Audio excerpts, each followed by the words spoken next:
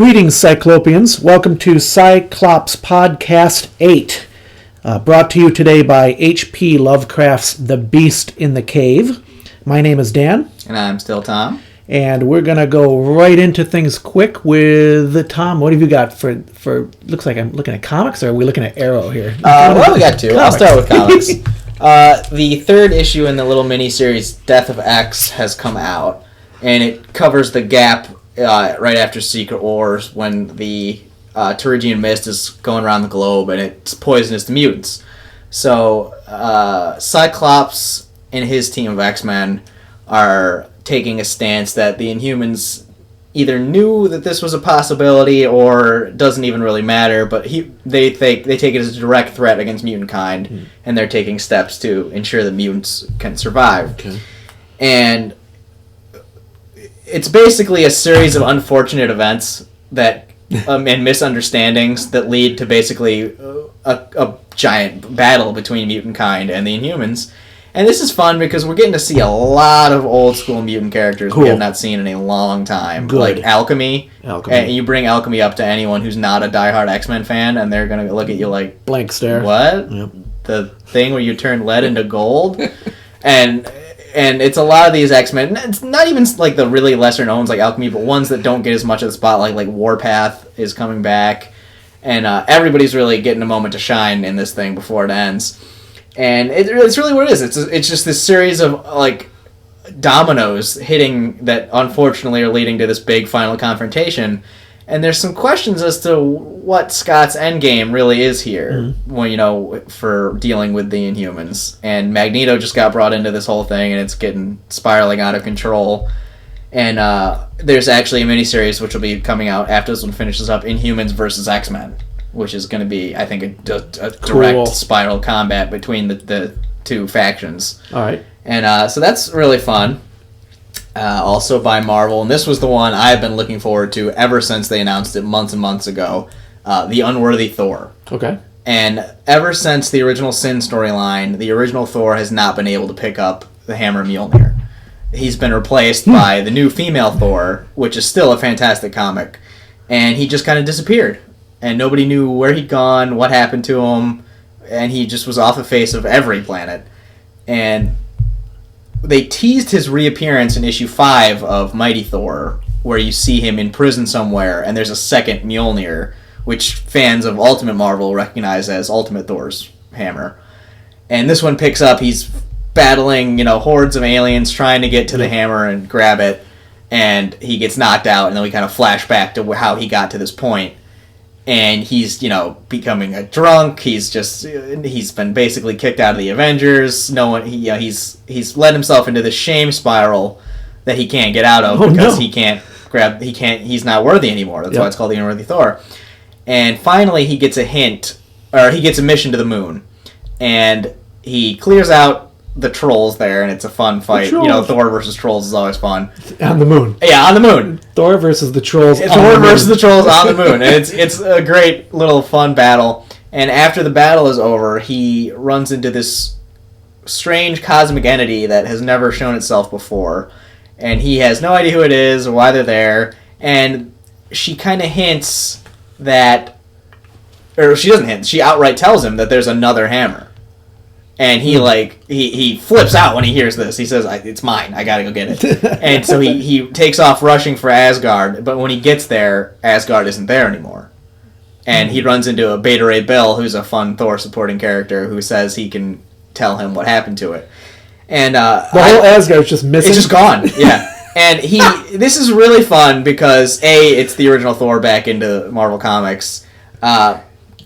It's really a Thor that we've never seen before. Well, we've seen Thor drinking and fighting, but this isn't drinking and fighting for fun. This is Thor in a depressed alcoholic, just fighting because it's all he knows how to do anymore kind of deal.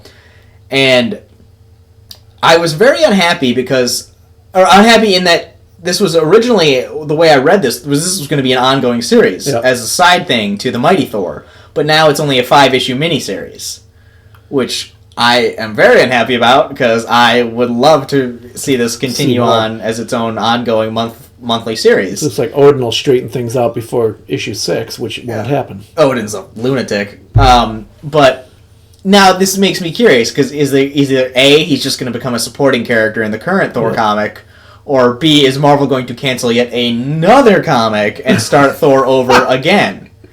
And if they do, I'm very just sad, because I've enjoyed the Jane Foster Thor. I thought it's visually stunning. The storytelling is great. She's every much worthy as being the worthy. That's funny, a pun. But she's totally capable of being the new Thor. I find it just as interesting as I would if the original male Thor was, still holding the hammer.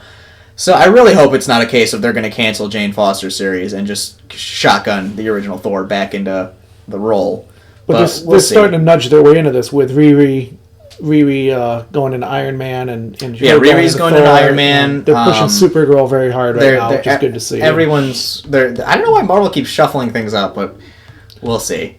But I thought, the issue itself was great. The art was gorgeous, the story's fun, and it's a nice mystery of what happened to Asgard and how this other hammer came through.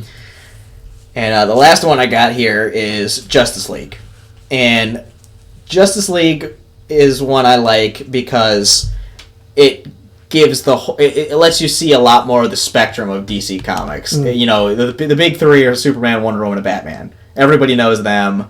But the lesser known, like Green Lantern, Cyborg, and now the Green Lantern's even a new character, it's Simon Baz, and Aquaman, and all these guys, they all have their ongoing comics, but, they don't get as much big press as, Superman or Batman or Wonder Woman does, because they're not the big three. But Justice League is great because we get to watch all of these guys interact as one, and they all feel like a very important, vital member of the team. No one ever feels like they're just kind of there because they need X number of members on the team. And this is picking up the aftermath of the initial storyline, which saw these big, giant cosmic entities called the Kindred show up and try to basically end the universe and kind of restart it, which they hint was kind of because the whole rebirth thing happened. So this is the aftermath of that, and it starts off with Cyborg just watching a news broadcast and seeing something odd about the coding in the news broadcast, and it turns out to be a virus that hacks him and just starts doing all this wacky crap with him, and it infects the Batcave, and it ends with it getting into the actual Green Lantern's ring, because the ring is actually a piece of machinery, and so it's this new big threat that they're facing. They have no idea where the broadcast came from, who sent it out, or anything. And the thing I've really liked about Justice League, the comic, is that they're not facing, Lex Luthor or Darkseid or any of the classic big villains that they've fought a jillion times in the past. They've it's only 8 issues in, but they've managed to keep it so that they're facing threats that are either new or it's something that hasn't happened in a long, long time. And I appreciate the fact that even though DC is getting back to their roots with, bringing back characters like Wally West and, Sandman and Ted Kord and all these, classic characters, that they're not just retreading old storylines. And it's not just like, hey, remember when this was awesome 20 years ago? It's they're branching out into new stuff, and I really enjoy that. And so it's always fun to see Cyborg especially try to... he's getting rammed around the space station trying to hack himself back into working normally, and it just doesn't work. And so I've been enjoying Justice League, and I'll probably pick up when Justice League of America spins out of Suicide Squad versus Justice League. I'll probably start reading that one too. Yeah, that's going to be really interesting, because there's a lot of anticipation on that one. So yeah, and the fun thing in Justice League of America is, talk about, again, the lesser-known characters getting to shine. It's the Adam is back in the fold.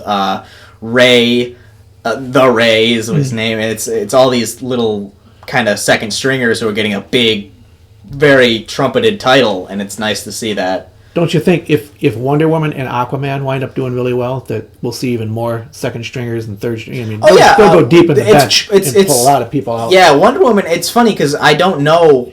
I'm a big comic fan. I really don't know a lot of Aquaman and Wonder Woman supporting characters off the top of my head. I know there's Queen Hippolyta and Ares and Cheetah for Wonder Woman, and there's Ocean Master and and Black Mana. But I'm sure there's scads of them that I just don't know off the top of my head because they up until recently they haven't been getting a lot of mainstream exposure. So this will be. I think the movies could definitely give a nice kick in the pants to those comics. It'll be exciting because it looks like it can go on for quite a long time. I mean, the movies are already heading out to 2021 or 2022 or something. Yeah, DC's got a big slate planned. That backed up, so that's exciting news. But to think that this could go on for another 10 years from this point on is really cool. And again, deep into the bench, so you hopefully see a lot of stuff. What else have you got comic-wise? Anything else? Or that's all I have for comics straight up. But I think we've got a lot of comic book related news in terms of comic shows and movies. Let me throw a quick comic or two out, and then we'll go back to your comic related news if that's okay. I got Conan this week, number 4, which if you've been following us, I've been going along with Conan since number 1, and I really like it. It's a brand new Conan series, and it seems to be following the same pattern, which is really cool. Conan is not a complicated comic, and that's kind of the way I like it. Is Conan? You're basically dealing with a creature.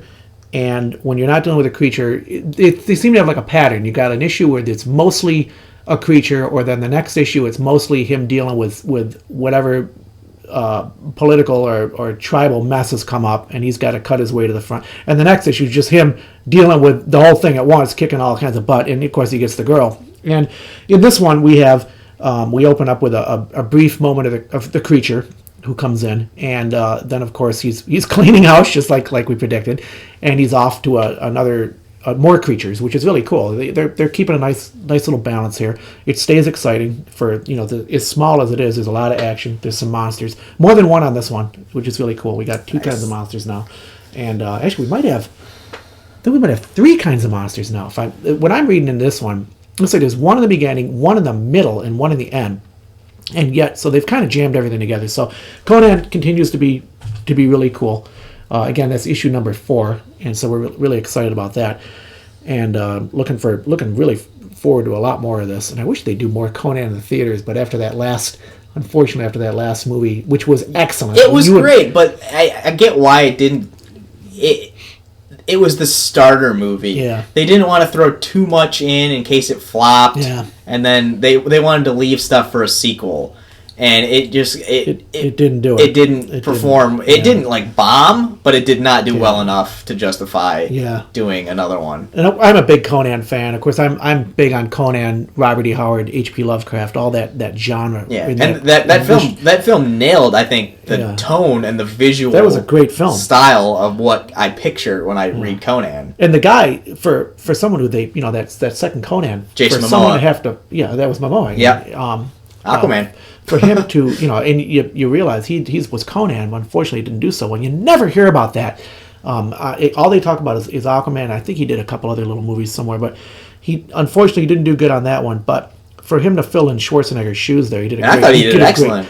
Yeah, sales-wise, he didn't do good. Oh yeah, but we loved the movie. We both loved that movie and thought it was a great movie. And it was fun because there were little touches of actual Conan stories they threw in there. Yeah. And it was funny because I remember the big tagline of the trailer was she asked him if he enjoys being, a wandering barbarian, and he looks at her and goes, "I live, I love, I slay, and I am content." And I thought about that. I'm like, that's a line from one of the stories. And sure enough, I went back in the book 2 days later, and there it was. They actually pulled legitimate dialogue out of Conan stories, and it was a movie that really was very faithful to Conan. They tried to stay faithful to it. Which when Schwarzenegger's one came out, it was what is best in life, and that was definitely not in the crush your enemies and hear the lamentation of their women. One of the best lines ever in a fantasy movie. And but Schwarzenegger was, Conan playing Arnold Schwarzenegger was amazing to watch Conan play him as well as he did. And it was still a lot of fun. Even to this day, people go back and dig out those Schwarzenegger movies. But anyway, one more comic here really quick. I'm reading an online comic called Power Nap. And Power Nap is about 7 issues in. I'm looking at we'll have a link to it again. This is Power Nap right now. We're looking at it online. And this is the very last page. It gets put out about a page. From what I can read, it's been out for a few years, and it looks like they put out a page every couple weeks or a few weeks or so. It's by, here we go. I'm going to do my best on this. Maritza Campos and Bacan. So I apologize if I said that wrong, but I don't know if I'm. Hopefully that's okay.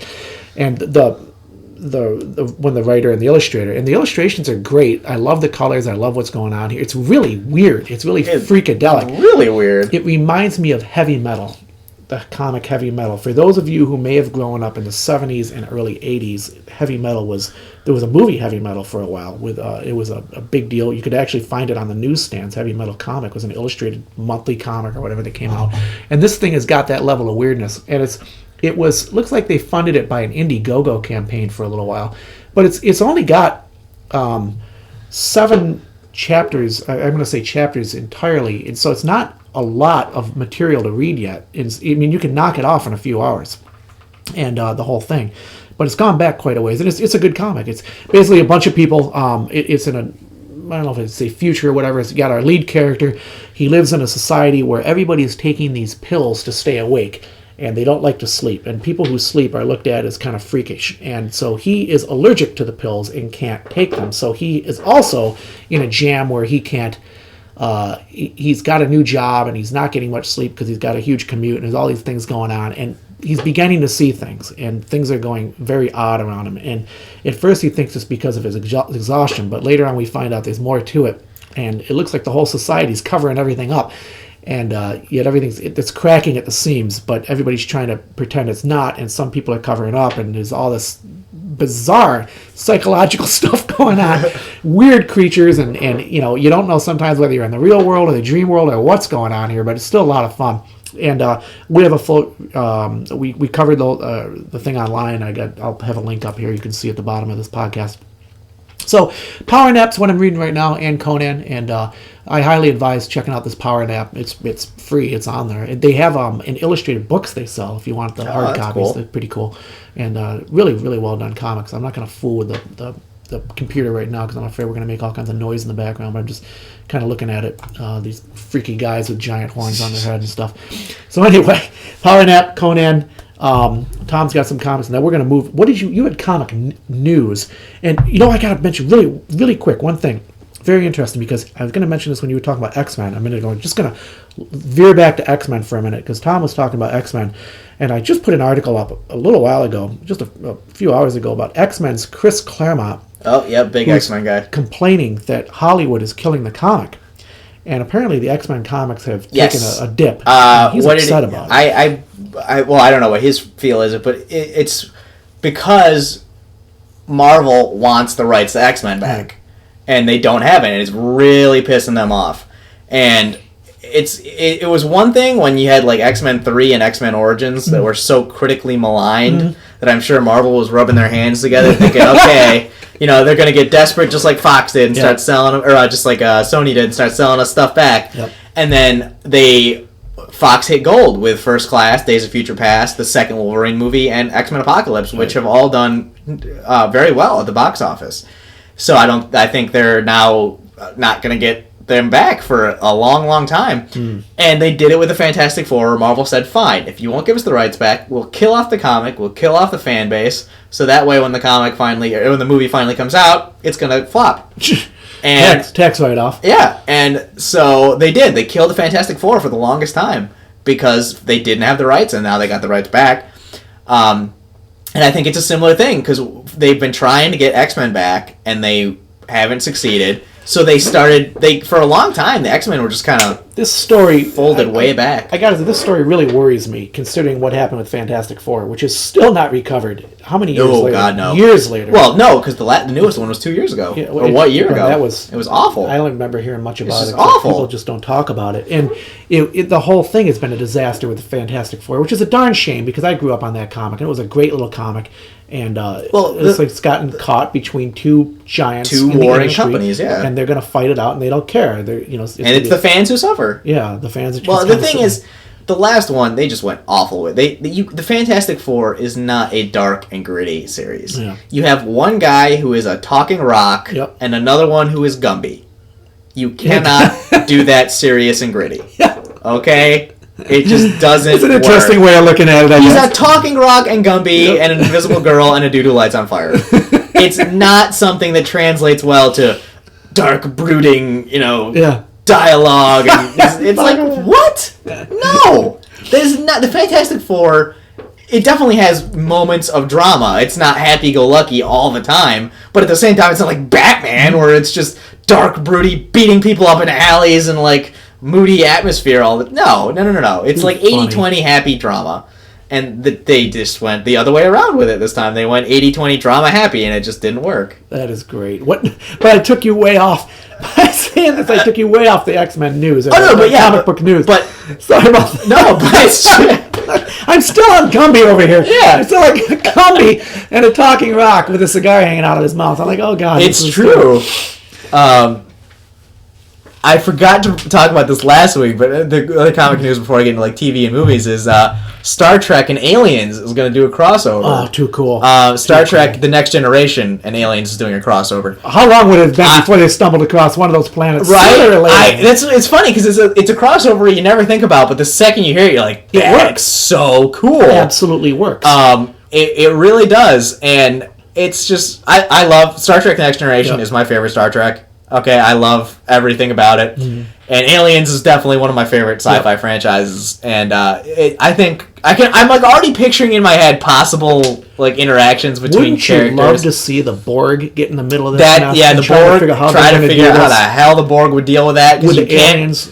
Because you can't reason with the aliens, you can't reason with the Borg. They would just annihilate each other. It'd be so interesting. And would the aliens even be able to impregnate the Borg? Because they are still a little biological. Or the aliens, as we believe, seem to they shift based on whatever species they're dealing with. So, which would mean what in God's earth would a Borg or would an alien that came out of a Borg look like? Alien Borg hybrid. Yeah, they could only do it once technically, but can a Borg stop an alien attack?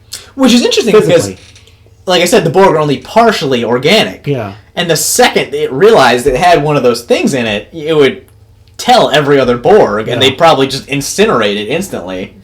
So you'd have to isolate one of them in order. But like a Borg queen versus the alien queen, just like very interesting stuff. You can really go a long way with it. And a Borg. Think about this: the Federation, the Borg, a Klingon, an alien coming out of a Klingon, or a Klingon, or a Romulan, or some awful so warrior many species. directions you could go with this thing, and I never even thought of it. But what's the timeline? Is Alien and Star Trek roughly near each other in timeline? Yeah, I think so, because Star Trek takes place in the 24th or 25th century. And where's I think Alien's somewhere around there. I think they got to be 22nd, 23rd, maybe. Do we even know? I mean, it's probably on Wikipedia. But, yeah. They could still do it. I mean, they could still kind of it's just a fun crossover. Yeah. I'm not looking at it as like, okay, where does this fit into the films or anything, but it's just a fun. Yeah. I think it's going to be a blast. I think it's a 5-issue miniseries, and I think it's going to be great. The only issue I see is that with the crossover, which would be interesting, you couldn't go too far into depth. Like you don't want to nitpick this thing. It's Star Trek and it's Aliens. You got one that's really dark and gory, and one that's kind of light and can be a little. Star Trek can get. Star Trek can be dark, but not all. Yeah, not all. But it's not. Star Trek has moments of pure ridiculousness. Alien never has moments of lightness. Well, if it does, it's usually to set up some awful thing. Like the crew dinner in the first Alien movie, after they get the thing off his face, they're like, "Oh, yeah, it's not gonna kill me," and then there's nothing light about that dinner either. They're all just like, "Oh my God, that whole movie." Alien, there's no light moment in Alien anywhere, and you would have to think that it can't go too big of a crossover because you would have the oh my gosh, the name of the corporation,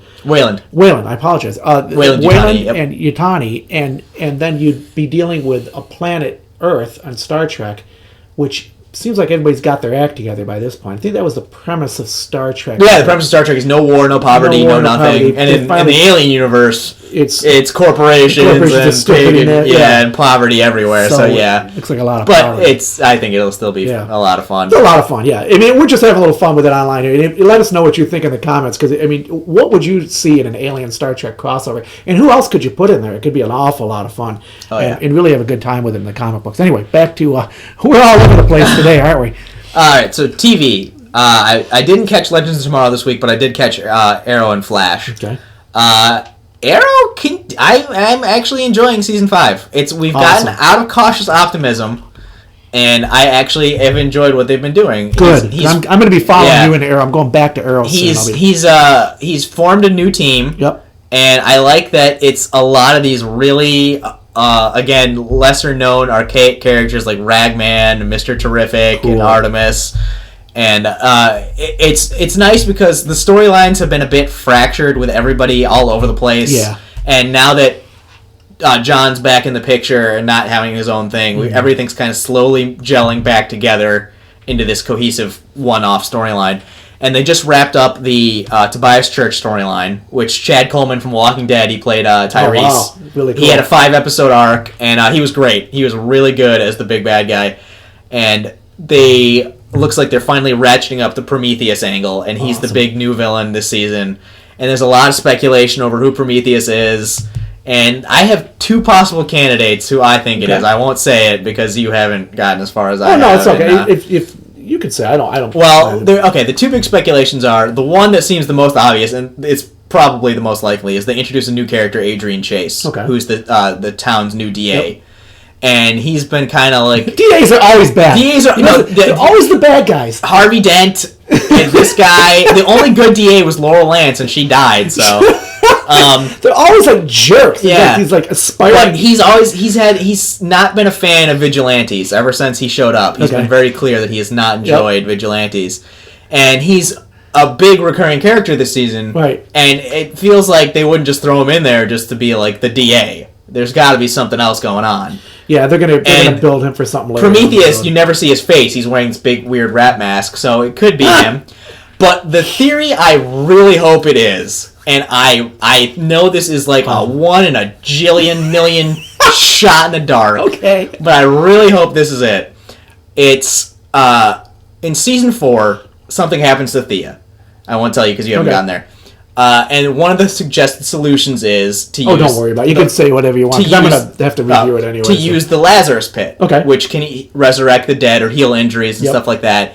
And Malcolm Merlin is like, oh, no. That would be like the worst idea ever. Don't do it. Cemetery for superheroes. Pet Cemetery. That's basically what happens. Yeah, and he's like totally freaked out. He says, we can't do this. Terrible idea. And everyone's like, it's the only option we have. So they wind up doing it. But there's always been kind of this nagging, like, how? How did Malcolm Merlin know it was going to turn out so bad? Yeah. What would, where was the research on this? Well, we watched Pet Cemetery. Well, you finished season 1 of Arrow, right? Yeah. Tommy dies. His son gets killed in the finale. Yeah, that's right. And some of the speculation might be he knows the Lazarus Pits are a bad deal because he used it to bring Tommy back. Yeah, that's right. And so I'm like... outside, shot in the dark, Hail Mary, the Prometheus is Tommy Merlin. Come all the way back 4 seasons later. And he's been Pet Cemetery. And he's been loonied up, and he's all messed up on a vendetta against the Green Arrow for not saving him back in season 1, and he died. Too funny. So I realize that is crazy outside shot. That's standard procedure. You don't come back from the dead. Oh, normal. Ever. You never come back normal. Anywhere. So I'm really hoping it's Tommy Merlin. Because if it's just Adrian Chase, I mean, it's like, he might as well have a neon sign above his head saying, "Hi, I'm the bad guy." Yeah, that's a great theory. What do you think, fans? Let us know. Man, put it in the comments. Let us know. Tommy Merlin. But then, of course, we come back to the age-old thing where every character who's named Tommy is either dead or the bad guy. The bad guy. Think about it. I'm always dead or the bad guy. Tom Riddle, Voldemort, bad guy. Bad guy. Thomas Gabriel, Die Hard 4, bad guy. Thomas Wayne, dead relative. Tommy Merlin, dead, and if he turns out to be Prometheus, he will be dead and the bad guy. Well, I guess we know what your future's going to be. I know, it's like, why are they pigeonholing me into this future I don't want? I don't want to be the bad guy. If any psychologists out there, we do need some counselors. Right? Online counseling for Tom right now is... It's terrible. And the other big TV thing I have, even though I don't watch Agents of S.H.I.E.L.D., anyone who's been following the show knows they brought in Ghost Rider into season 4, but it's not Johnny Blaze. It was the Robbie Ramirez. The second Ghost Rider. There's a whole jillion of them. And I think there's actually 3 or 4. And this is the newest Ghost Rider. I think it's Robbie Ramirez is the name. I could be wrong because I don't read the new Ghost Rider comic. But instead of the motorcycle, he drives a big old muscle car that like Ghost Rider's up when he go. And it's cool. I thought it was kind of a nice way to rehab the Ghost Rider character because after those 2 Nicolas Cage movies, fans would not be. It was too bad too because I remember we saw Ghost Rider in did. theaters, and we came out of that. And we just looked at each other and went, "That was dumb." It was odd. I don't remember a whole lot from it. It wasn't that good. But in the comics, Robbie gets his powers because he's near death, and he gets possessed by a ghost. It turns out to be his uncle, and he gets the powers very similar to Ghost Rider, and he becomes the new Ghost Rider. And in this one, this is the big spoiler alert. If you haven't caught up to the current Agents of S.H.I.E.L.D. episode, big warning here. Skip ahead about 30, 40 seconds. Robbie Ramirez gets his powers from Johnny Blaze, the original Ghost Rider. Okay. And that's huge, because Marvel got the rights to Johnny Blaze back. Yeah. That's how they're able to do this. Yeah. And so the last shot of the episode is someone asks him how he gets his powers, and he goes, from the devil. And the last thing you see as he's dying is Johnny Blaze walks up over him. He's got the flaming skull and everything. And it's like, what? Yeah. And it's crazy, because who are they going to get to play Johnny Blaze when he comes? Because he's got to be on the show at some point. Mm-hmm. And I think that's a huge, big news for fans of Ghost Rider, especially, is that we're getting a new version on TV that's not going to have any connection to those two movies. Thank God. Yeah. So you got that, and Ghost Rider is really, there's another one that has come back from the dead a couple times. I mean, Nicolas Cage didn't do so. I guess he did, because they get a second movie. They apparently thought it was worth a second movie, but then, even after that second one, I don't know how people... I didn't even see the second one. Let us know what you think of that one, again in the comments. Did you like that? Because I don't think we were that excited about it. No. But they brought it back again, and here it is doing fairly well. But I like this, because this is a Ghost Rider that's under the control of Marvel. Yeah. It's not whatever studio did those two movies. So it's kind of cool. It's cool to see, they're still giving it a shot, which I'd like to see them do with Fantastic Four after that dust settles. Yeah. But we'll see. And Flash, I also caught this week. Okay. And poor Tom Cavanaugh, they keep switching his character every year. This one is fun because the first two seasons he was this very low-speaking, brooding, don't bother me character. And then always running down the hall into his secret room. Yeah, literally. And then in this season, he's playing Wells from Another Universe, and he's this bright, peppy, bouncing off the walls, full of energy, wants to know everybody's name, what kind of coffee they like. Weird. It's such a big turn. Yeah. And it's freaking everybody out on the show, and it's great, because that's the whole point. And so Cisco does not buy this for a minute. Yeah. He says, something is up with this guy. I don't like it. It's freaking me out. So him and Barry try to figure out what Wells is really up to. And this week was a little bit of a filler episode in that they didn't really advance anything with alchemy or anything like that. But it was a nice exposition of a lot of other characters getting some spotlight this week. It was the big thing was Caitlin goes to her mother, who's also a big famous scientist, to try to see if there's anything she can do with her developing powers and try to fix it. And so she doesn't want them. And it leads to some back and forth between them. So Caitlin gets a lot of time to shine this week, which is good, because I've always felt that she was underused in seasons 1 and 2. And the new Tom Felton, his new recurring character, Julian Albert, gets a lot of time this week with Barry, as Barry tries to mend the relationship between the two of them. And we get some history on him. So it was a nice, even though it didn't really advance the main plot of anything, per se, it was a fun, let's, give everybody some exposition and breathing room. Because not every episode needs to be this big, action-packed, drama-y, ooh, I wonder what Alchemy's up to this week, And I think it's nice to get kind of those little spaces. And that's what Flash does very well, is it knows when to be serious and dramatic, and it knows when to ease up off that a little bit and let everybody kind of have some breathing room. But it looks like the coming episode, which they tease, and I've seen the trailers for, it looks like we're getting right back into the main stuff with Alchemy next week. So a good week for DC TV, I gotta say. I was very happy so far. A lot of great superhero stuff this week, and I was watching. Actually, I've got. Oh wow! I forgot completely to mark this down. It just dawned on me.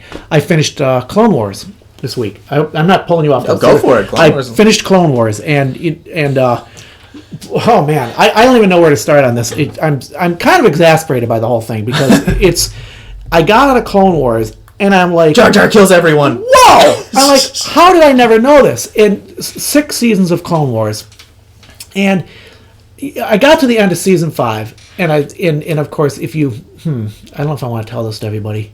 Yeah, I guess we can, because It's it's been all off over the the air. place anyway. It's been off the air for years. Ahsoka walks away. And the very last scene in season 5 is a real heart-wrencher. And they had to do it because they obviously couldn't pull Ahsoka out with the movies.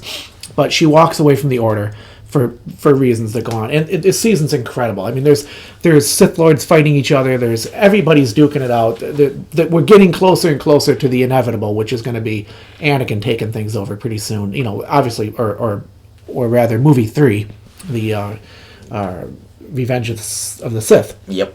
So we're getting closer to that, and it's getting really, really cool. And then we go into season 6, which what did they do? Cobble that together quick after they after they announced they're to being canceled, and they did a great job. They another one. They had a couple episodes in season 6 where my only complaint about the whole series is a little bit more Jar Jar than I would have cared for. But they do a pretty good job at cleaning Jar Jar up. Actually, here's the big deal about Clone Wars. This is the thing, and you're saying, well, why? You know, these are years old now, and the great complaint about Star Wars, especially the first 3, 1, 2, and 3, are that they were disjointed and they were poorly written, and that you're like, at times, you're like, Tom and I had this long discussion many times, who was Sifo-Dyas, and how did this whole thing get going? And you know, Order 66. Order 66 was a huge problem. You're going along, and the clones are on your side, and all of a sudden, Order 66, bam! 180, everybody's dead. And you're like, what just happened there?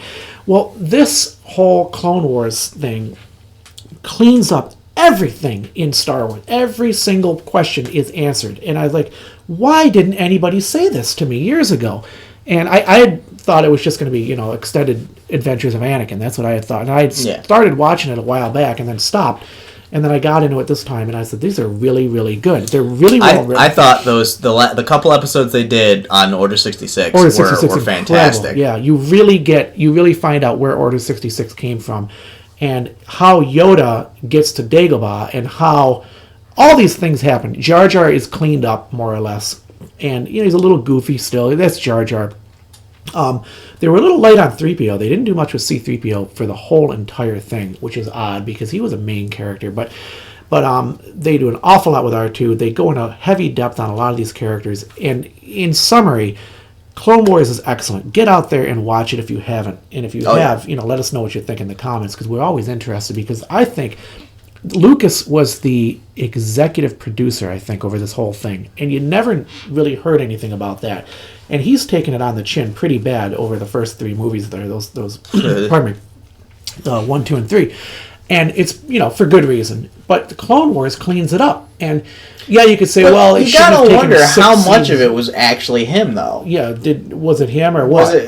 Because it's one thing to come in and like approve something that somebody pitches to you, but to actually fix it yourself. But I mean, his name was still on it, so you think that he could have, if he was on this out of control tirade in the first 3 movies, that it would have extended over to Clone Wars. Or maybe he finally said, I'll just step back and put my name on executive producer and approve what these other guys do. Yeah. And whoever was in control of this thing, though, really did a good job. That's the bottom line. And it cleans up the questions, and the characters are amazing, and all the episodes are great. And you get to the end and you're like, whoa, that was like, I got to say, it reminded me of reading the Lord of the Rings and the Hobbit and all that. You get to the end, you're like, man, that was heavy, and you're like, oh, we do need this. Now I got to go after Rebels. I think it's season 1's on Netflix. We're going to go into Rebels next, and then I can't wait to see what they do with some of these other movies, and it's just going to be amazing. And of course, there's a major movement on. Well, I don't know how major it is, but there's a movement online and social media to bring Ahsoka Tano back. They want Ahsoka, and they want Clone Wars finished. There's a finish the Clone Wars Friday that comes out. I honestly think, though, Clone Wars wrapped everything up pretty well. I do, too. I'm not really sure why they want to finish it, because Ahsoka Tano really can't do too much more, because she would have to appear in Star Wars 8 or 9 at this point if they're gonna have to. Well, it's assuming she lives in Rebels. Yeah, if she lives in Rebels. Yeah. We don't know what's going to happen. I haven't watched all the Rebels yet, but anyway, I watched the Clone Wars. I finished it up. It's absolutely fantastic, and I highly recommend it. And of course, they're on Netflix. Yeah. But, you'll love this story. I get to season 5, which is I'm at the end of season 5. I think there was episode, let's just make up a number. I can't remember what it was, 22 or something. Sounds about and I'm right. like, okay, I'm on 22. Here we go. I'm finally at the last, and all of a sudden, I was on 20.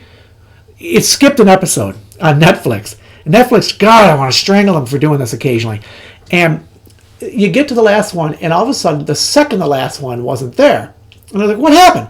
So I went back and I found the second to last one, and then the last one wasn't there. So I'm like, oh my God, I can't watch this without the last episode. I need the very last episode. I'm going to go crazy here. It's like tearing the last three pages out of a Sherlock Holmes novel or something.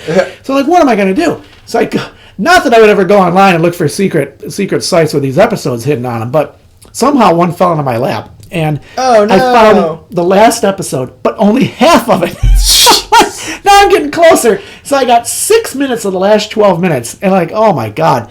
So now I'm running all over the place. And finally I found the thing and got the whole episode. But it took days. There was a lot of swearing and screaming. Imagine yanking that last episode out in front of you when you're just about to get it. Well, that was kind of a funny story. But if Netflix is listening, will you guys please sit down with it? Whatever you're doing over there, just put the stuff up and leave it up. And they're like, I don't care about all these contractual agreements and everything. You guys all sit down and hammer it all out, because chasing the stuff around in circles is maddening. Because now I'm into Death Note again. I've gotten back into Death Note. And I just wanted to let you know, Death Note is still excellent. It's still like edge of your seat madness. Light and L are chained to each other, and where I am right now, I think I'm on episode 15 or 16 or something. And L is trying to make sure that his nemesis can't do anything, so he's chained him to his own leg, so they can't do anything. Meanwhile, the girl is oh God, I can't think of her name. The Kira, the second one that L is keeping an eye on. She's in love with Light, and the three of them are always together, and it's this big mess, and it's hysterical. But there's a corporation moving in on everybody, and it looks like there might be another Death Note floating around out there. And one of the guys in the group, the secret group trying to track down the main players, has done something very stupid and run off, and it looks like he's going to accidentally alert the corporation. You've got to watch this series. It's good. It's a giant chess game in anime, and I never, like I said in another podcast, I never thought I would like anime, and I got into anime's got a lot of good stuff out there. You know, because I grew up on, I remember Speed Racer, and it was fun. And I'm like, and they still do that. They actually still do that years later, but it's fun. Death Note, highly recommend Death Note. And of course, now you got the movies coming out, and you're seeing some really cool stuff with Death Note. And it'll wrap it up, and that'll be the end of it. But it's a great little series, and it's also up on Netflix. And again, when they don't pull it out, they don't pull it and then put it back and pull it and put it back. I'm like, oh, God, headache. But I'm going to try to have that wrapped up by next week. But still, great series. Death Note's chugging right along, looking good, and highly recommended. You look like you're champing at the bit over here for something. I've got some other stuff. Well, one last thing of comic news before I get into it. I forgot to bring this up.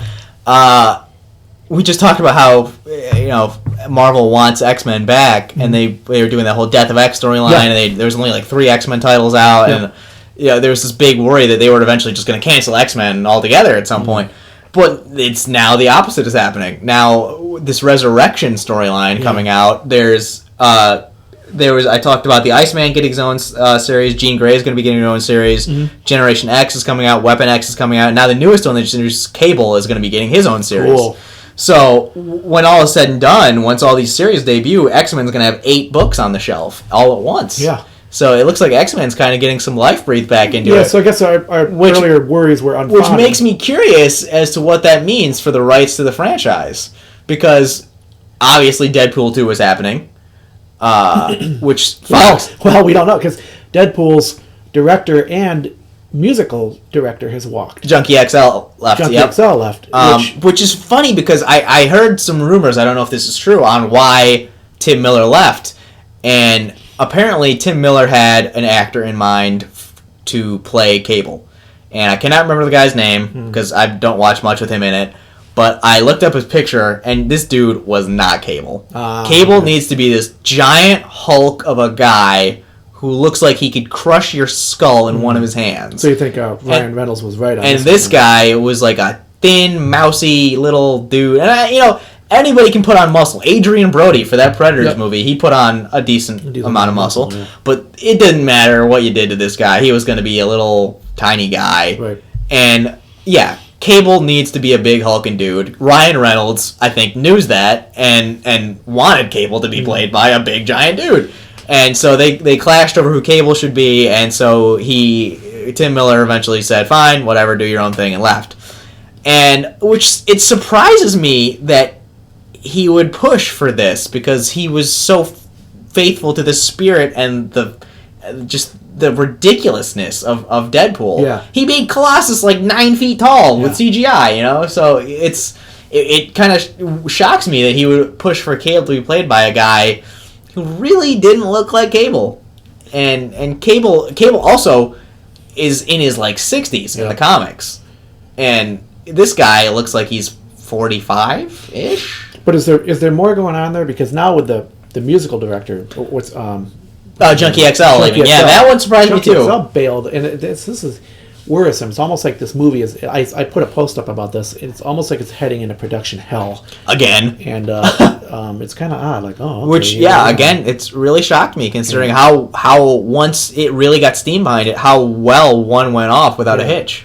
And I've heard that is Ryan Reynolds is he tough to work with? I think it's because he really doesn't want to let this get turned into a studio thing. Yeah. He wants to keep Deadpool like Deadpool should be in the comics. But the word is that he was button heads with. Oh yeah, and no, I believe he it. Made the right decision. I believe it because I think he's very protective of the character. Yeah. And, well, look, I mean, it worked. It worked. It was a $58 million movie that made $758 million. Yeah.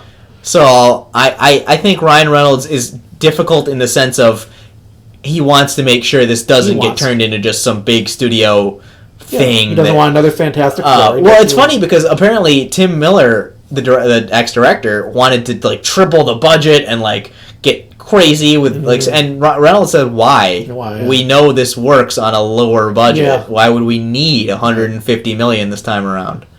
And I think he's totally right. I don't think you need to turn Deadpool into this big 150 X-Men, because X-Men you got like 9 people, all of them have superpowers, and it's this big set, big final battle thing. So X-Men, Deadpool was only 3 characters. Deadpool was him, Colossus, Negasonic Teenage Warhead, and then you had the 2 bad guys. Yeah, the 2 bad guys. That was it. And they were duking it out on a highway. On a highway. That's the film. That was awesome. And the Helicarrier. That was the Helicarrier final battle was probably the most expensive thing they did in the movie. That was cool too. That was awesome. But yeah, really, that was it. It was a battle between 5 people. Yeah. In X-Men, it's like 10. Yeah. X-Men can go huge. Yeah. But Reynolds might be saying, look, if it ain't broke, don't fix it. Exactly. Let's not go down the road and change things. It worked last time. It's going to work this time. And I would do the same thing. I'd say, don't just keep fooling around. I see so many people do this, whether it's movies or rock albums. Adding more money doesn't necessarily means you're going to make more money off of it. We had a really successful formula that worked there. So let's change everything and do it totally different now. Then, it bombs, and he doesn't want to be another Green Lantern or whatever that went down the drain. So, okay, that being said, it still is odd that what's his name left. And one more quick note, really fast. Did you see who else left? Musical director was Alien Covenant. Really? Yeah, I got that up online. The musical director left for that, and I don't know if I got a reason for it. I think it was just something was going on, which is odd because I thought Alien Covenant was starting to have a few issues too. If I remember correctly, there was something going on with that. I could be wrong, but they got a timer on that site, so they can't fool around. Oh they got a timer saying it's going to be ready in X number of days. And so they're going to have to. Maybe it's just the guy wanted to go put music somewhere else, because they never give you the real reason. Oh, he wants to go spend more time with his family. Rehab. Or whatever. Somebody punched somebody in the mouth. So anyway, we'll see. We'll keep an eye on that for you. Speaking of losing directors, we go to the Flash movie, the TV series. Rick, and I hope I'm pronouncing this right, Rick Famuyiwa who was the original director. They had tapped him to direct the Flash movie, and he recently exited the film, and over creative differences with the studio. And this really, I think, hits upon a larger problem with comic movies, is the studio over micromanages everything. Yeah. They have an idea of what they want, and they've hired you to make their movie. And I think that's why... And they've got stockholders. Tarantino wouldn't want to do, or wouldn't be a good fit, because Tarantino would try to make his Deadpool. You know, you got to honor the source material, and sure, you can add your own little flair to certain things, but I don't want to see Warner Brothers take on the Flash. I want to see DC Comics Flash on the big screen. On the big screen. Quick note on that Tarantino thing. Tarantino, am I correct? He's only going to make a limited number of 2 movies? more. Yeah, he said he's going to make 2 more. So it would make a little sense that if he was thinking, I got 2 movies in mind, I've had them on the table for years, and then they come along and they say, I want you to do Deadpool. Maybe that's not what he wanted to do. He's got 2 movies he wants to do. 2 movies left. And it may just be nothing more than Tarantino says, look, I want to do 2 more movies and I'm done, and I'm not going to make Deadpool one of them because I already got something in the can. Yeah. And so that's just an interesting note. But I really think it is the studio micromanaging, and then not only micromanaging, but when they do finally get a finished product, it happened with Suicide Squad, and it happened with Batman, and it happened with Thor 2.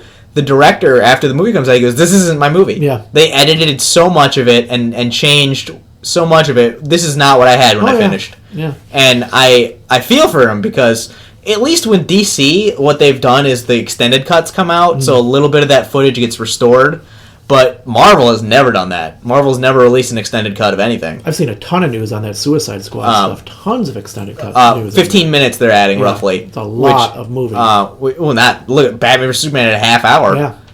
And it's you just wonder, why do they do this? Is it because so they want to be able to release an extended edition DVD and they can get the money off that? But I smell money in there somewhere. I do too, but it's just, come on, because it doesn't make sense get to be it right fooling the with first the fans, time. Screwing around with the fans. Although in defense of DC on this one, Suicide Squad, again, I'm going to say this, I say it almost every podcast, was one of the few movies to break 300 million mark over the summer. Oh, it was fantastic. It was, and I think a nice bit of that reason this movie was successful is, other people have said it, and I believe it.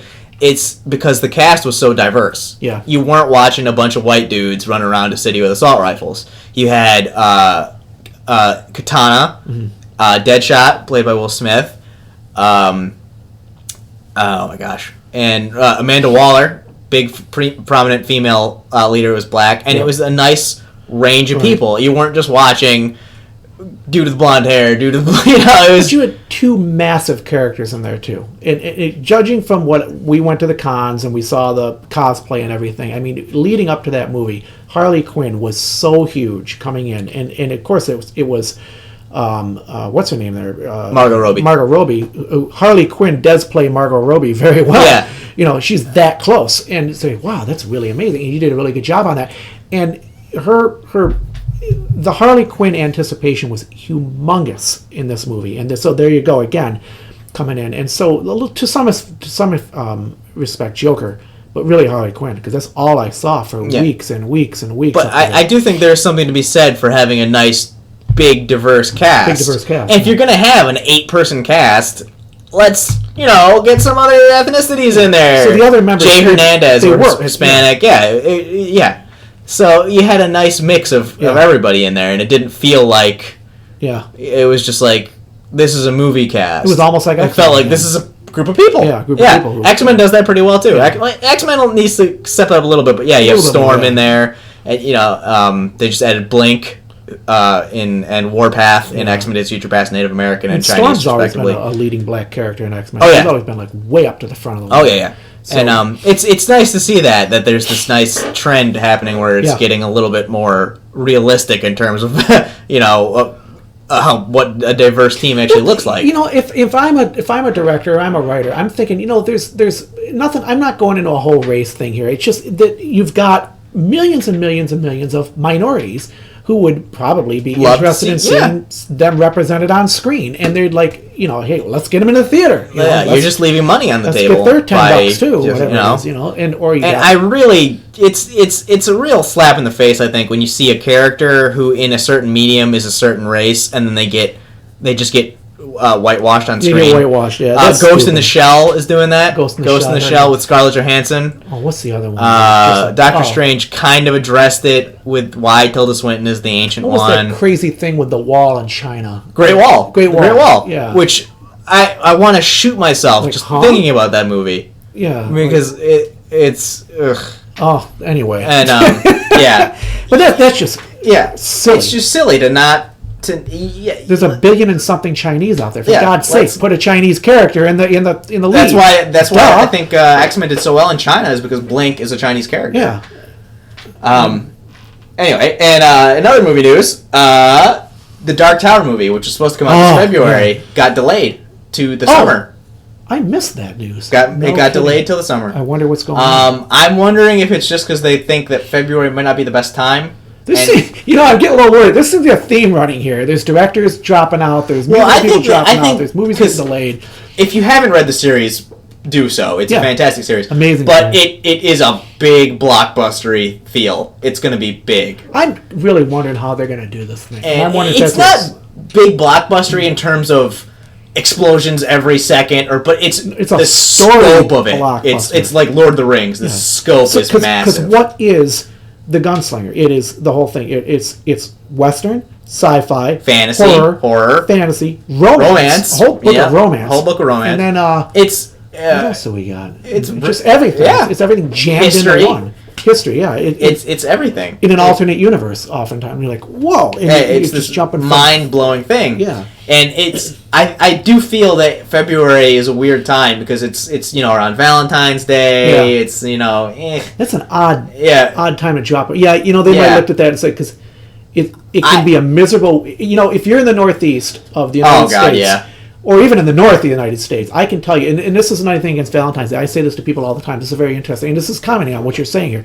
Is the coldest, darkest, worst day of the year is Valentine's Day. It's not because it's Valentine's Day. It just happens to be the coldest, darkest, worst day of the year. February 14th is an awful day in most. I can remember so many of them with a car off the road, or being stuck in the snow, or just stumbling into a restaurant for Valentine's Day dinner. Yeah. And just go, oh my God, I'm 13 below zero, or the snow is howling, and there's 6-foot drifts, and it's just not a good time to put a blockbuster out because people have to get to the theater. And if you got a situation where the roads are closed, and I have a feeling I have no idea what the budget on the Dark Tower is. This might be the reason. I have a feeling it's going to be a big budget movie, as it should be, because, like I said, the scope of it's got to be massive, not necessarily action wise, but although ironically too, a big budget movie, if they put it in the summer, it's got to go up against two big budget movies, one in the front, one in the back. I think the placement of this is going to be very key in how well it does. Somebody's going to be sweating bullets up in the because I know I wouldn't want my movie going up against some of the stuff coming out this summer. And the last bit of movie news I have is Universal has been doing the monster movies are coming back. Yeah, those are Dracula Untold, which I enjoyed. Yep. The next one out is The Mummy with Tom Cruise, which I think will be pretty good. It's always been fun. It's been fun, and then the one, they don't know if it's the one definitively after that, but one that they've commented that they're definitely doing is going to be another Van Helsing movie. And a Wolfman, too. Wolfman, I believe, might actually be the one after Mummy. Wolfman, okay. But they're doing a Van Helsing movie. But it's going to be set during modern times, and it's going to be different because he's not going to be just hunting vampires. They said he's going to have, encyclopedic knowledge of monsters, and he's going to be hunting them down and killing them. And so it'll be a modern twist on Van Helsing, which I think they seem to be doing this. The Mummy, which with Tom Cruise, is set now. Yeah. They haven't announced where the Wolfman takes place, but I'd be willing to hedge my bets and say it's either now or pretty soon now. Dracula takes place for the vast majority of it back in the, the 1500s or whatever. But it ends in the modern era with Dracula awake again. So they're really starting to coalesce this nice monster universe, which I think is a lot of fun. Which, if it works, it's going to be several years of films. Oh yeah, with spin-offs and fun stuff. Russell Crowe is in the Mummy movie playing Dr. Jekyll. Oh, cool! Which will be fun. That's why I saw Dr. Jekyll in there too. Yeah. So I think that'll be a lot of fun. I enjoyed the Van Helsing movie with Hugh Jackman in 2004. It was silly and ridiculous at times, but it was fun. Oh, that was a blast! I love that movie. It was a lot of fun. Racing around. The best part was the cart going over the bridge. Is that Van Helsing when they had the cart or the horse-drawn carriage? Yes, jumping over the horses, and it jumps a gap. Man, how the heck did you? It's as bad as? Do you remember the? Oh no, I'm going to think. Who was the worst? It was the action series with the guy who would be given an assignment and he'd be driving all over the place. Then there was one where the transporter. Transporter. Yeah. Where he flips the car and takes the bomb off with the crane. Any of you out there seeing the transporter? There's a scene where the car's got a transporter bomb. 2. It's got a bomb underneath the car. So the transporter's driving as fast as he can, and it's about to go off. But he's got a way to get rid of the bomb. How does he get rid of the bomb? He hits a ramp and flips the car upside down, and a crane just perfectly hits the bomb off the car, and then the car flips back around, and lands, and keeps driving. And I just remember sitting there thinking, only the transporter could get away with this. Yeah, the first one had some silly stuff, but that was ridiculous. Took the cake. That was the best. Yeah, that is kind of like that in Van Helsing, where the carriage makes this 30-40-foot gap, like it's 8 horses. Nothing. Yeah. It's fine. It's fine. Oh my god! And the girl's makeup never runs either. Yeah. So. And the crossbow that shoots like a jillion. It's an automatic crossbow. But it was fun. It was so. Oh no, that's not play. It was really fun. It's a blast, and I'm hoping they do that with the monster movies because I'm hoping that what happens is the classics, which these things go back to what the 40s and 40s. Yeah, easy. That they actually translate back to this because a lot of those people are gone now. The people who grew up with those. Oh yeah. I wonder if it translates to the new generation. Well, the crazy thing is they definitely don't seem to be playing it for hoax because Dracula Untold was pretty. There's a couple parts in there that were pretty heavy, scary. Yeah, it should be. He's a nasty vampire. Well, it's actually funny because he doesn't start as the vampire. He starts as a guy. Yeah. And there's a scene where he goes to a vampire's lair, and it is whoa, good yucky vampire. Oh yeah, it's not like sparkly. No. I want to love you forever, vampire. It's like I'm gonna rip your spine out and drink your fluids, and you're like Stephen King vampires in the dump. Stephen King vampire, yeah. And the garbage dump. That's all I've actually got. Oh my god! I don't know what you got now. Well, we got a big movie coming up. Yes, just started making news. I think it was yesterday, or the day before. Just starting to hit. We're really excited about this because we're like, we don't know what's going to come out of this, but we put up an article on or a post up on Sci-Clops, and the title is "So Jackie Chan, Arnold Schwarzenegger, and Rutger Hauer are going to be in this horror movie." And we're like, holy moly, it's about time. Take my money. Take my money right now. So we looked up, Tom and I were trying to figure, what is this horror movie that they're going to be in? Because, this is going to be incredible if they pull this thing off. And it's this movie called, I don't even know if I can put VIY. VIY. It's a Russian... It's a here we go again. Nikolai Gogol. And forgive me if I've done this wrong. Nikolai Gogol horror. How come nobody's named John Smith? Okay, Nikolai Gogol horror novella VIY. And they said it actually inspired The Witch from last year, which has been rave reviews on and I saw the commercial for The Witch looked really terrifying. Yeah. This is really disturbing stuff in The Witch that I saw that and I was like, ugh, I have not even seen that yet because it was so disturbing. And I was like, God, that was good. It just really well done horror flick. Oh, Charles Dance too. There's a bunch of names in here and it was also in Dracula. Yeah, Charles Dance. I forgot to mention that. So Tywin Lannister. Charles Dance is in everything. Yeah, it's going to be amazing. And so this Vi, Tom and I looked this thing up, and we're like, what the heck is Vi? And we went over to Wikipedia, and we were looking this thing up, and it's this old story. It's a horror novella by 1835, and it's really freaky. It's got witches and demons and monsters, and of course a farmhouse. Which of course, I'm picturing like Jackie Chan and Schwarzenegger like mowing down with Rutger Hauer. It's just gonna. I guess Rutger Hauer. Stick this up your broomstick. He's just gonna make an appearance or something, but it's still gonna be just this lineup in this movie is gonna be. But if you want, the novel itself looks really freaky, and it's back in the 1800s, and it's when they didn't pull any punches on the horror. Everything was demons and devils, and religious and really ugly stuff. So anyway, we're pumped about this. We're really kind of jumping up and down about this whole thing because I'd like to see Schwarzenegger make some more big movies again. I would. Well, the crazy thing is, he's had the second half of a career now that he's not governor anymore. Yeah. Some of the stuff he's done in it has been his best work ever. Great. Maggie. Maggie was fantastic. If anybody out there seen Maggie, let us know. Anyone who says Schwarzenegger can't act, Yeah. Watch Maggie. Or if you like, here's another classic example of a take on a zombie that film. no one's really done before. That, oh God, there's no ideas left, but there are. There's always an idea, and this is a classic example of taking a great film, and I never even heard a thing about it, and I discovered it by accident, and then all of a sudden, Maggie, what's this? We watched that, didn't we? I have not seen the whole thing yet. Oh, okay. But it's fantastic. But what I've seen is like, wow, and so it just looks really cool, and it's the whole idea of the post-apocalyptic zombie. Yeah, not too many people do that. We always do pre or right in the smack middle of it. Or like if you do post-apocalypse, it's like literally post-apocalypse where the world has fallen to shambles. Yeah. But Maggie is, we did it. We won, and we're slowly coming back from it. And things are a mess. Yeah. And it's a really cool movie if you want to go out and see. I'm going to finish it up and I will cover it on here. So you saw it. What did you? I loved it. I thought it was great because it's for anyone thinking this is going to be like Schwarzenegger, like just mowing down zombies with an M60. You'll be disappointed. No, it's psychological, isn't it? It's a very much a family drama with zombies as the back piece, and it's Schwarzenegger dealing with his daughter Maggie. Yep. And this is the whole point of the film is she's infected, and unlike traditional zombie movies, which take you die in like a day and you're back up, this thing the infection goes on for months.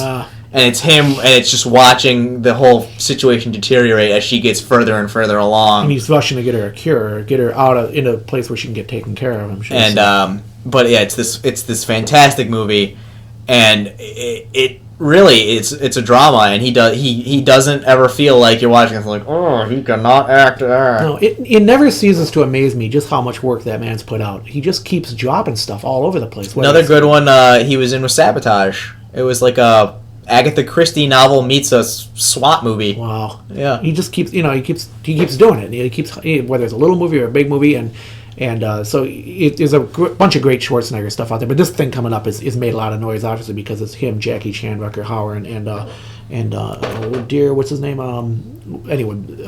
Charles Dance. Charles Dance. So that's going to be a big deal. Yeah. We got to start wrapping this thing up because we're going a little long again. we have really quick. I just want to throw a book in there. I read a fantasy book this week. You may not have heard of this guy, Tolkien. Somebody, J.R.R. Tolkien. Oh, what did he do?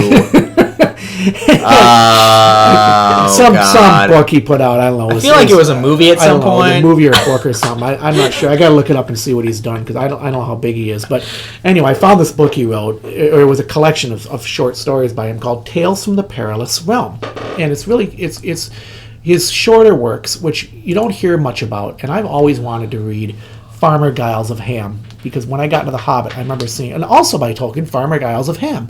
And for years I wanted to read this story, and I finally got to it, and I finally got to this Tales from the Perilous Realm. And Tales from the Perilous Realm is just a collection of four Tolkien stories, and it's Farmer Giles of Ham, and Smith of Wootton Major, and Leaf by Niggle, and then they add the Tom Bombadil story from The Lord of the Rings, which I think is pretty important. Oh, wow, yeah. They throw those four in there, and it's just fantastic, and it's a great look. In quick, I don't want to go over this too much, but in summary, Farmer Giles of Ham is your classic farmer versus the dragon kind of like twist story. It's cute, and it's typical Tolkien, very fantasy. Smith of Wootton Major is more fairies, and that was for me that was the one I was kind of like scratching my head on that one. It was somebody finds a fairy charm, and it's more of a story about the fairy folk, which was you don't see a whole lot of that anymore, and it's a good little story if you're a Tolkien fan. And then of course the Leaf by Niggle. Leaf by Niggle is interesting because if you're a Tolkien fan and you've read the Silmarillion or even the Lord of the Rings, you can see Tolkien. Catholicism in there, and it's very interesting because it's really, especially with Silmarillion, goes all the way back to the beginning of time, and when the world was created through song, and then Melkor got in there and wove his bad end into it, and things started turning south, and it was a lot of conflicts, and things got destroyed, and then the good and the bad, and it's very similar to the Bible at times with Galadriel almost being like the Blessed Mother and all these things going on, and so this story here, this Leaf by Niggle is like a mini version of this, almost like going. He is a painter, and he's in this neighborhood with these pesky neighbors, and then he loses everything kind of, and then they kind of go off on this journey, and it's, you can kind of see the parallels between like life and death and the afterlife, and it's kind of a neat little story. And then of course we got Tom Bombadil, which is, the only real glaring omission from the films was Tom Bombadil. But you really, and I don't mean this in a bad way, you didn't need it in there. It would have been another. You would have had to put at least 20-25 minutes of Tom Bombadil in there, and it might have worn out some of the watchers because, well, I don't think it would have, because those movies were so huge, but you didn't need to put it in there. I wish that Peter Jackson had made a separate Tom Bombadil film to go along with this, because Tom Bombadil, while he doesn't serve a pivotal point in the stories, if you're a Tolkien fan, that's where they found the swords, which I forget how they did it in the movie, but Aragorn just had him. Yeah, Aragorn just had him. But in the books, they find him in the mounds of the Barrow Wights, and that's kind of important. But Tom Bombadil is this. If you haven't read the Lord of the Rings, or familiar with him, he's kind of goes way back, like all the way back. The old spirits. Really back. I mean, he might have actually known Melkor at one point. Nobody really knows who he is. So he's kind of like a spirit that came down and just kind of like made his little plot down there. He said, okay, I'm hanging out here. I'm going to lean towards good. Nobody bother me, and nobody can really do anything to him. Yeah. And it's very interesting. But he's just there. So anyway, the books there's a really cool. It's got 4 short stories by Tolkien. Highly advise it for any Tolkien fans, any readers of high fantasy, because of course these are written by one of the greatest fantasy authors of all. So that was my book for the week, and or my second book, because I'm trying to do 52 in 52 weeks. If you've been following along, it's killing me because I'm reading as fast as I can. And I think we got one con coming up, Retro Game Con in Syracuse, New York. We're going to be heading to, with both of us, the 5th and the 6th. 5th and the 6th down at the Armory? On Center. On Center. I keep calling it the Armory in Syracuse. So we'll be nosing around down there. If you're going to be down there, let us know and look for us. And what else? You got any other news? Or that's it. I think we wrapped up nicely. Yeah, we've gotten just about everything in there. So, in summary, we really appreciate you listening. Thank you so much. Please like, share, and subscribe. Tell your friends. Tell your friends. We love the support. We really appreciate the words getting out. More and more people are looking, and it's growing. We also can be found on Twitter, on Instagram, on Pinterest, and on Facebook. And we of course have the website Sci-Clops.com. And if you're on the website, you can support us very easily. Just click on any of the ads there, or if you see an ad you like, or the Amazon ad up in the right-hand corner. If you do any Amazon shopping, please click through that ad, because it gives us a couple pennies. We can make a little bit, just a little bit of money to help pay for the site. And we'll be back to you next week with a whole bunch of news. There's a lot of stuff coming up. Big movie releases are all coming out now. Doctor Strange. I'm going to see it this weekend. Yeah, a lot of big stuff coming up. So until then, we'll see you sometime next week. Have a great week, and keep the geek. Bye-bye.